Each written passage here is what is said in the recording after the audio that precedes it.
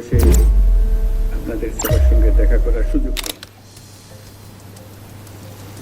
আপনারা যে কজন এখানে এসছেন অনেক কথা আমার কাছে বলেছেন, আপনাদের কষ্টের কথা বলেছেন। এটা আমি কদ্দূর এই কষ্ট লাঘব করতে পারি সেটা আমি যথাসাধ্য চেষ্টা করব, সে কথাটাই বলে। বিসমিল্লাহির রহমানির রহিম।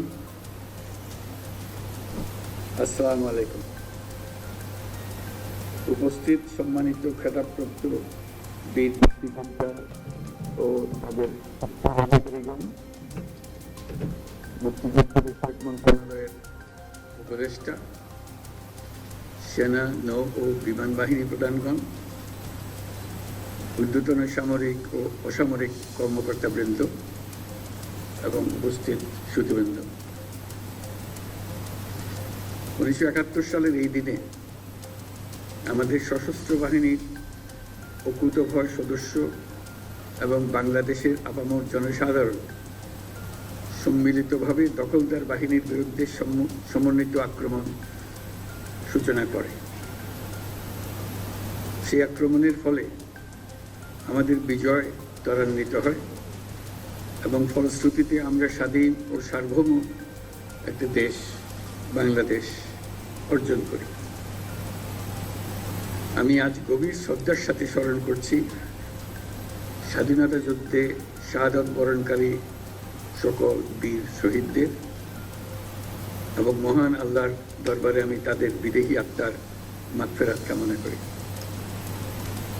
আমি সকল শহীদ বীর মুক্তিযোদ্ধা পরিবারের সদস্য এবং সম্মানিত যুদ্ধাহত বীর মুক্তিযোদ্ধাগণের প্রতি আন্তরিক শ্রদ্ধা জ্ঞাপন করছি। সশস্ত্র বাহিনী বিভাগের এই আয়োজনে আর্মি মাল্টিপারপাস কমপ্লেক্সে যে সকল খেতাবপ্রাপ্ত বীর মুক্তিযোদ্ধা ও তাদের উত্তরাধিকারীগণ উপস্থিত আছেন, তাদের জন্য রইল আমার বিনীত শ্রদ্ধা।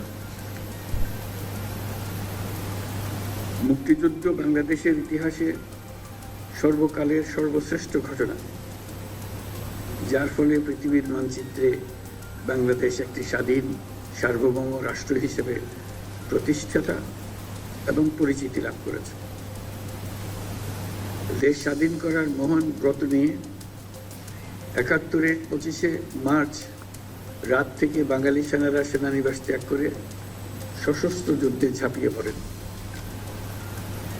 একই সাথে এই দেশের কৃষক, শ্রমিক, ছাত্র জনতা, সাধারণ মানুষ সকলেই যার যা কিছু আছে তাই নিয়ে যুদ্ধে ঝাঁপিয়ে পড়ে, যা একটি জনযুদ্ধে রূপ নেয়। আমাদের মা বোনেরা মুক্তিযোদ্ধাদের পাশে থেকে প্রশিক্ষণ গ্রহণ সহ বিভিন্নভাবে যুদ্ধে সহযোগিতা করেছেন। মুক্তিযুদ্ধে যুদ্ধরত সকল বাহিনীকে বাংলাদেশ ফোর্সেস নামে সাংগঠনিক রূপ দেওয়া হয়। সমগ্র বাংলাদেশকে 11টি সেক্টরে ভাগ করে সশস্ত্র বাহিনীর নেতৃত্বে যুদ্ধ পরিচালিত হয়।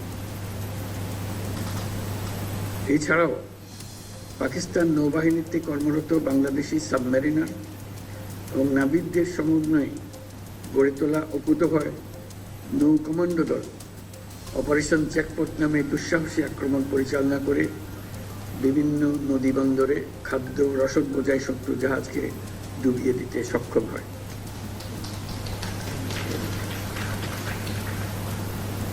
এছাড়াও বিমান বাহিনীর সদস্যগণের সমন্বয়ে গঠিত কিলো ফ্লাইট চট্টগ্রাম ও নারায়ণগঞ্জের জ্বালানি ডিপো সহ পাকিস্তানি হানাদার বাহিনীর গুরুত্বপূর্ণ স্থাপনায় সফল আক্রমণ পরিচালনা করে।